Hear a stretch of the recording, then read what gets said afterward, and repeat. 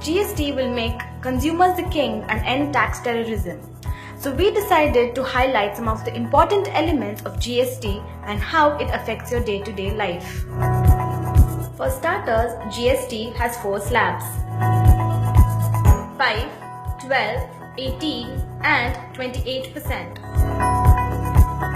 Items that are used daily but are non-essential in nature are put under the tax slab of 5%.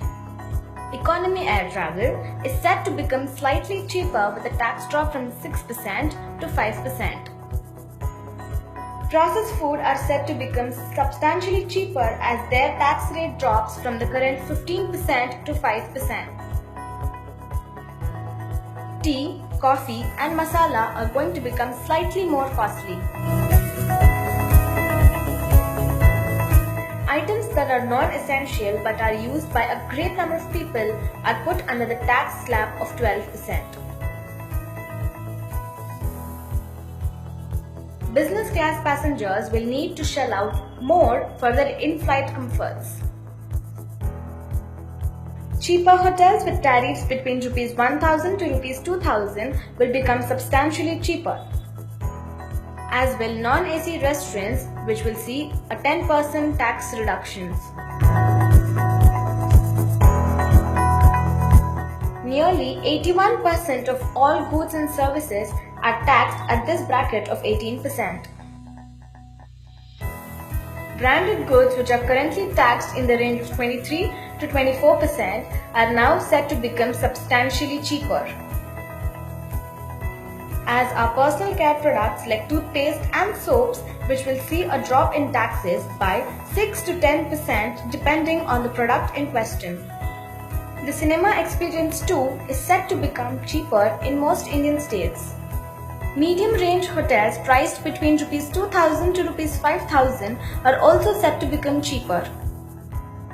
Insurance premiums and mobile charges are about to get a little more expensive.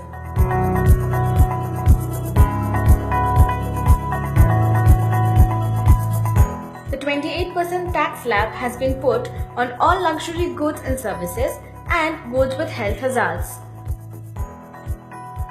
Unlike their cheaper counterparts, luxury hotels are all set to become more expensive, as they have been put under the highest tax slab. Sin items like aerated drinks are set to become more expensive in most states. Tobacco is set to become substantially cheaper even though it's been put under the highest tax slab. Home appliances like refrigerators and washing machines might become more expensive depending on the state in question.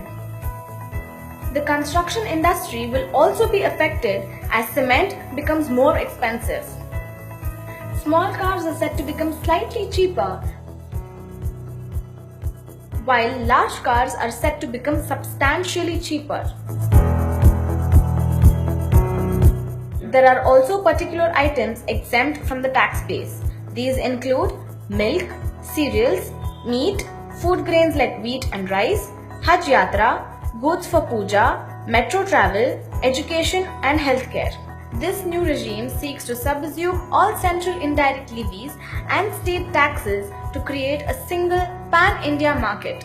With all these changes, it is likely that the GST rollout will be quite disruptive in the short term. Let us hope that the government can manage this better than the previous disruptions.